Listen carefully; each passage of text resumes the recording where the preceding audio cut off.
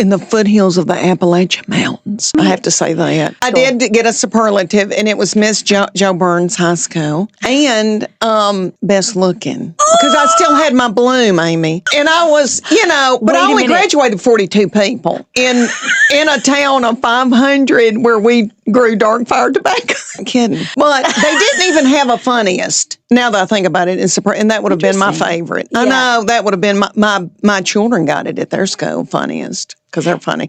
But yes, I was, like my teachers would say, Leanne, can you be the MC? Can you do the announcements? Can you do because I was a ham. But also, they thought I would get up in front of people, and they knew I could do it. So I did do all that for my little high school. No. But I grew up from the time I was 9 or 10 thinking, I'm going to be in show business. I'm going to go to Hollywood. I did. And my little mama, Lucille, let me stay home from kindergarten. I almost failed kindergarten because she let me stay home and watch Match Game and Hollywood Squares. I loved Paul Lynn. But I loved that. I grew up watching, Lucille Ball, Carol Burnett, and all that. And my mama would say, you're going to Hollywood. Yes, you can go because you've got blonde hair on your body and you'll photograph well. And I thought, I can make it. And then I went through high school, and we had this is crazy, but we had a wonderful, our choir teacher, band teacher, Mr. Bunch, who was precious and loved me and knew I couldn't sing and all that, but would include me in all that. And I would just mouth words in front of the choir because he thought I could dazzle. And then we had this speech and drama class where they let us do improv. And I loved it. And then I was in one play in high school. They did a lot of musicals, and I had talented people in this little town in 42 people in my class. I had a boy that graduated from Juilliard and became an actor. Wow. And then there were 4 boys that had a little country music band called the Red River Boys, and they were talented. And so we had fun, like in improv and all that. It was Little Abner, and I didn't have a line, Amy. I was the sex symbol. I was Stupefying Jones. My hair would not fit in this studio, and I had on pantyhose underneath the bathing suit, and I did not have. I just had to gyrate. But I'm not kidding you. I thought, okay, this is the beginning of my Hollywood career. I really did. I thought it was a lot of pressure, and me and my sister Beth, who was 3.5 years older than me, we were tall and blonde, and we would lay out behind our little house in yard chairs with snakes and sunbathe. And the farming people would honk horns at us, and and we would, we knew we were kind of a big deal in that town. Yeah, a lot of people honked. Big hair. A lot of people honked at us. But me thinking, my sister wasn't thinking anything. I was thinking Hollywood. I mean, this is my base, my groundwork to be in Hollywood. That's what I thought. I really did. While they were picking up meat at my mom and daddy's meat processing plant. So we did everybody's meat. So people would drive up in trucks. It was behind our house and look down at us laying in a yard chair with copperheads around us because there was no swimming pool. We had to drive into town to get to a swimming pool. That's how rural. Right. Baby oil and sun damage. And I don't mean to be Debbie Downer, but I had a melanoma when I was 21 from laying out with all those copperheads. And then... And so you always get a female dermatologist. I love men, but female, they'll measure your toenails and like they are thorough. Yeah. So, I didn't have as much sun damage as a lot of people my age because I got that at 21 and they scared the living daylights out of me and said, well, I've eaten too much. I mean, I've eaten a lot of white flour and sugar and processed food, which is not good. Like Coke and a goldfish and a car with a bunch of kids.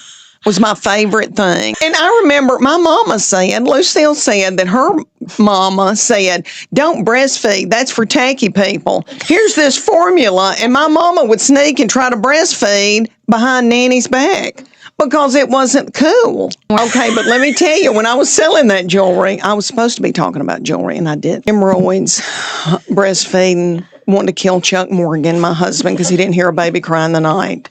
But they had given us a speech, and I would take this big jewelry case and put it out, and then somebody would have like a coconut cake, brownies, a dip, and I was supposed to give this presentation, and that's where I think I started stand-up. I mean, I didn't know what my Hollywood was going to be stand-up, but Chuck Morgan and I, before we married, went to, and let me go back to say, I did peak in high school. I went to college, and I was like, I went downhill and was doing horrible things. Even though my girls go, Mom, it's not that bad what you were doing. But to me, it was bad. Like I wasn't going to class and I would try to flirt with boys. Like, can I have your notes? And they look pissed. But I was smoking cigarettes and I was going to clubs. I was smoking cigarettes and I loved them. I'll just say they shorten your life. Boy, were they. They are fun. And now you're kind of ashamed to tell people, order a Diet Coke. You're like, okay, we were both waiting tables. I was waiting tables at this place and he was a new person. He'd gone back to MBA school and was going to wait tables there. And they took this training group through, and he's very tall, 6'4", was very thin. I always say he looked like a praying mantis. He was too thin. And he walked through, and I said, oh, you're tall as a tree. And he went, sorry. And I thought, another butthole's come to work at Grady's. And then we would have these meetings. I mean, that was it. And then we would have these, we'd just stand on the wall waiting to be seated, our table to be seated. And he would just stand next to me. He was very quiet. And I didn't know he was falling in love with me. And then we would have a meeting with the manager, like what the shift meeting. And I got a big baked potato with sour cream and butter on it. And he said, you shouldn't be eating all that fat. Because he had been getting really lean. Praying mantis lean, and put cottage cheese on his baked potato. And I remember, I guess, but I thought, butthole. Yeah. Then I would say to a girlfriend, waiting tables, I like your Dooney and Burke purse. He would bring me a Dooney and Burke purse the next day with a big ribbon, but hadn't spoken to me. And then buying my cigarettes, like, yeah, I'll get you a pack of cigarettes. And then we, thought this is it. And then he was like, you smell bad. And then started nagging me over it. Thank goodness. He nagged me until I quit, because I probably would still be sitting here smoking if it wasn't for Chuck Morgan. And I think it's because he's a math person and I'm an artist. A lot of praying in a bathtub. We do go to bed mad. And then you just, go, well, that's not that important. I'll push that down. And then, stick in there and know that yes, he is a math person, and that he is going to not be fun. That find the fun where you can. I've had old women go, rely on your friends, girl, because they want to talk. Men, you're right. Men sit there and get less and less where they don't want to talk. They get quieter and quieter, and they just zone out. And so you do. I talk to my girlfriends. He goes, you're always on the phone. Yeah, I need somebody to talk to, Chuck. But okay. And then I married Chuck Morgan, but we went out to LA and I got to go to the Comedy Store, and I saw people do stand-up, and I thought, I can do that. I saw Dom Herrera, Paul Mooney, and he did like 2 hours, and we sat there and watched him, and he told us all that Elizabeth Taylor had died, and it was a lie. But it was funny. He goes, Elizabeth Taylor has passed. And everybody went, he goes, I'm just kidding.